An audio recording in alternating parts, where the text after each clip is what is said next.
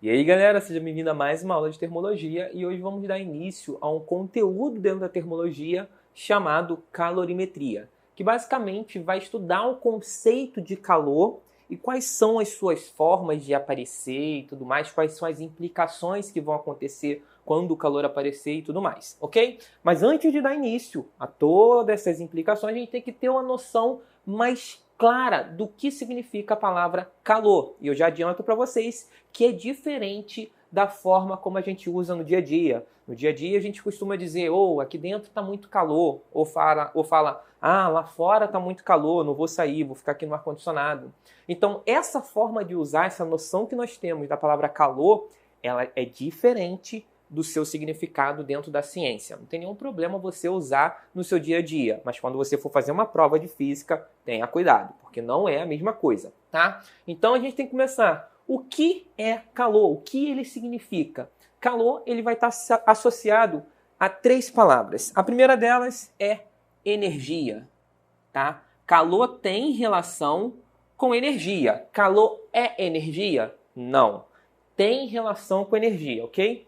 Bem, a gente vem lá do primeiro ano, onde a gente aprendeu sobre energia cinética, energia potencial, energia mecânica, potencial gravitacional, potencial elástica. E agora, no segundo ano, nessa parte de termologia, a gente vai estudar principalmente a energia térmica, que vai estar associado à temperatura. Então, uma coisa que tem alta temperatura, a gente vai dizer, essa coisa ela está numa situação onde ela tem muita energia. Agora, quando a temperatura vai diminuindo, a energia desse objeto também vai diminuindo. Que energia é essa? Energia térmica. Então, o calor ele tem uma relação com a energia térmica. Térmica é a nossa segunda palavra, ok?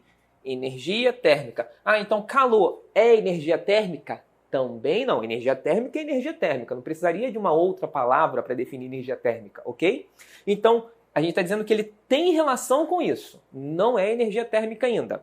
A última palavra é movimento, ok?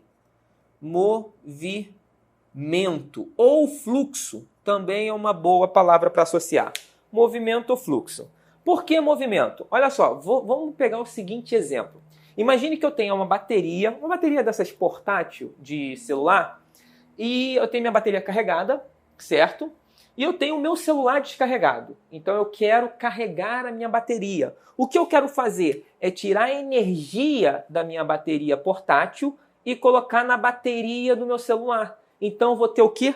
Um movimento da energia elétrica. A energia elétrica está em um lugar e ela vai migrar, ela vai sair do lugar onde ela está para outro lugar. Só que no caso, o calor ele tem uma associação com a energia térmica. Então vai ser mais ou menos essa ideia aqui, só que com temperatura. Eu tenho algo que tem bastante energia térmica, eu vou dizer que esse algo que tem bastante energia térmica, ele está quente, ele está com uma temperatura elevada. E eu quero usar ele para aquecer outra coisa que está na temperatura mais baixa. Então, quando a energia começar a sair de A e migrar para B, a energia térmica, quando isso acontecer, eu vou ter energia térmica em movimento, isso sim é o calor. Tá? A gente pode dizer que o calor é essa setinha aqui, é a energia saindo de um ponto, de um lugar e indo para outro. Note, se eu tenho só aqui o objeto A, em alta temperatura, com muita energia térmica, quer dizer que a gente tem calor nessa situação? Não, porque a princípio a energia está só para ele, certo? Agora, quando a energia está saindo dele e indo para outro lugar, aí sim a gente tem calor, ok? Se eu tivesse só o A, eu teria energia térmica. Agora, quando eu tenho um A conectado a B e a energia de A está saindo para o B, aí eu tenho energia térmica em movimento e aí sim eu tenho calor, tá? Agora, olha só. Quando nós temos calor, isso vai resultar na mudança de temperatura de alguma coisa. Então, esse B, ele tem a temperatura dele. Vamos dizer que A está na temperatura de 100 graus. 100 graus Celsius, ok? E B está na temperatura de 20. Certo?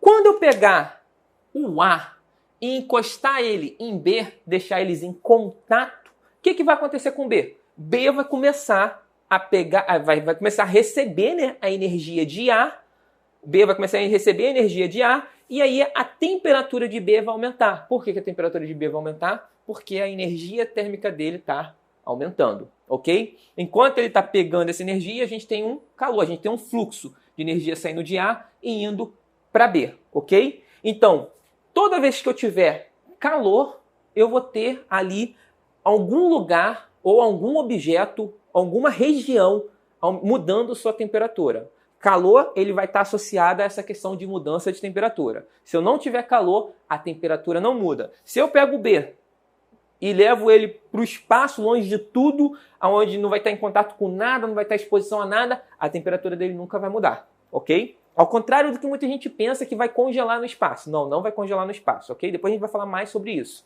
Mas, voltando à ideia, se eu cortar toda a conexão de calor, todo o fluxo de energia térmica em movimento para chegar em B, se eu nunca deixar nenhuma energia térmica em movimento, nenhum calor chegar em B, e B não liberar nenhum calor, a temperatura dele nunca vai mudar. E a partir dessa ideia, a gente vai estudar as 3 formas de propagação de calor. As 3 formas que nós temos para mudar a temperatura de um objeto. E a primeira delas é a propagação via condução.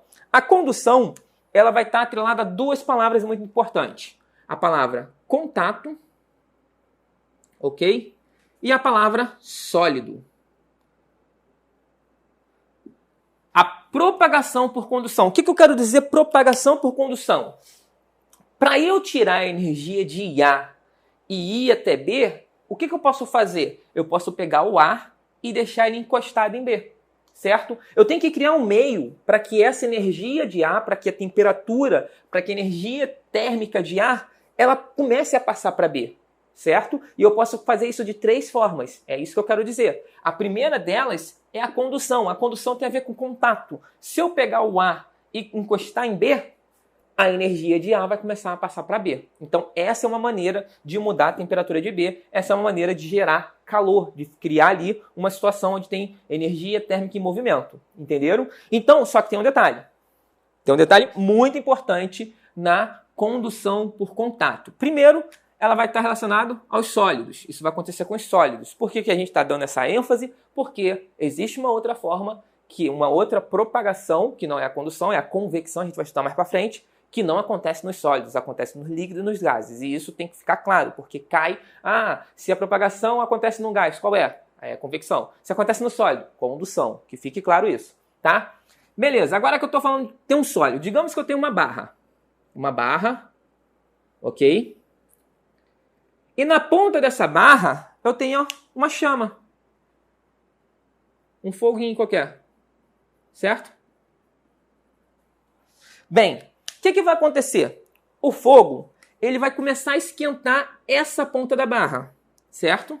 Essa ponta da barra.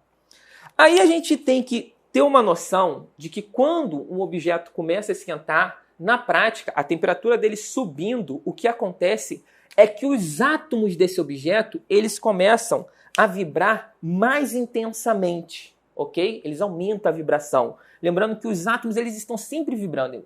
Os átomos, eles nunca ficam parados. Aqui tem um átomo, na verdade tem bilhões de átomos, mas vamos pegar aqui, ó, só alguns aqui. Um aqui, um aqui, um aqui, um aqui, ok? Então o fogo, ele vai começar a esquentar os átomos dessa região, certo? Aumentando a vibração deles. Esse aumento na vibração vai fazer com que esse empurra esse do lado. E esse vai começar a vibrar mais intensamente também. E esse que está vibrando mais intensamente vai empurrar o do lado. Vai vibrar mais intensamente também. Isso vai acontecendo. O que está acontecendo na prática aqui? Eu estou esquentando uma região, certo? Mas o calor, a energia térmica, melhor dizendo, que estava aqui, se concentrando aqui, ela começa a fluir. Ela começa a ir para as laterais. Então, olha só, a propagação por condução, eu não preciso ter 2 objetos. Eu posso ter uma condução de energia térmica dentro do objeto. Ele está saindo de uma ponta e indo para outra, tá? Esse aqui foi um exemplo que eu dei com 2 objetos em contato. Por isso que eu falei contato. Mas quando você tiver um sólido, você pode também ter um sólido extenso, né? Você pode ter a propagação de uma região do objeto. Note, eu estou falando que a energia térmica que se concentra aqui por causa do fogo, aqui está muito mais quente, ela começa a fluir para o outro lado, certo? E se isso aqui for uma barra de metal e você estiver segurando, no início, aqui vai ficar bem quente, mas se você ficar segurando por muito tempo, aqui também vai esquentar e você vai queimar sua mão. Entendeu? Então a gente tem aqui uma propagação, energia fluindo através do material. Agora, olha só uma coisa muito importante, porque também é uma diferença para a convecção. É o seguinte, os átomos que estão aqui, eles começam a vibrar, mas eles não saem da sua região. Vou chamar de região, tá? Para não confundir. Existe uma região, ele está vibrando intensamente, mas ele está aqui. Esse átomo ele não vai vir para cá. E eles não vão trocar de posição, certo? É um sólido. Um átomo trocar de posição é como se você estivesse quebrando o sólido. Não faz sentido. Eles vão começar a vibrar. Nós falamos disso lá na dilatação, quando aumenta a temperatura, eles não vibram mais rápido. Então, eles vão começar a vibrar, mas o átomo não sai. Ele tem uma região aqui, tem um ponto médio, ele vai para um lado e para o outro, mas ele não sai ali da região dele. Por que eu estou falando isso? Porque a gente tem a energia fluindo de um átomo para o outro como se um estivesse empurrando o outro, mas sem sair do seu lugar. Um está empurrando o outro, mas sem sair do seu lugar. Esse empurrão é a energia sendo passada para o átomo vizinho, que passa para o outro átomo vizinho, que passa para o outro átomo vizinho, mas cada um fica no seu lugar. Então a gente tem energia em movimento, mas não tem transporte de matéria. Ou seja, a matéria, o átomo, a parte material do objeto, ele fica ali, no mesmo lugar. Só a energia que flui ao longo do objeto, ok? E aí, a gente tem uma nota muito importante que a gente tem que ter clareza também, porque isso confunde no nosso dia a dia. A energia térmica flui espontaneamente do mais quente para o mais frio. Sempre do mais quente para o mais frio. Então, uma frase que ficou muito famosa em memes e tudo mais é: quando você está ali, está no quarto, o quarto está quentinho, lá fora está muito frio, e aí alguém abre a porta. E é muito comum a gente ouvir a seguinte expressão: ou fecha essa porta para o frio não entrar. Essa expressão, ela está errada. Por quê? Porque a nossa referência não é o frio, tá? É o calor. É o calor não sair, não é para a energia térmica, certo? Não entrar em movimento. Aqui dentro da sala quente está cheio de energia e quando você abre a porta é a energia térmica que sai, não é o frio que entra. Então, por exemplo, quando você tem um copo e aí você coloca uma pedrinha de gelo, não é o gelo que esfria a água do ponto de vista físico. Claro que você pode falar dessa maneira no dia a dia, não tem problema algum. Mas dentro da ciência você vai falar que a água ela está cedendo energia para o gelo, porque a água está mais quente, sai do mais quente para o mais frio. A água está cedendo energia para o gelo, certo? Que está recebendo essa energia. Então, o mais quente vai doar energia e o fluxo, o calor, é sempre do mais quente para o mais frio quando ocorre de forma espontânea, tá? Porque existem processos não espontâneos, mas isso aí é quando a gente começar a estudar máquinas térmicas, ok? Então, o que vai acontecer? Toda vez que você falar de energia térmica fluindo de um lugar para o outro, é sempre do mais quente para o mais frio. Existem algumas coisas muito importantes sobre a propagação por condução, que é o seguinte: o fato de eu ter uma grande temperatura significa que eu tenho muita energia? Isso é uma pergunta interessante. Digamos que eu tenho o seguinte: eu tenho um bloco muito grande e um bloco não tão grande, ok?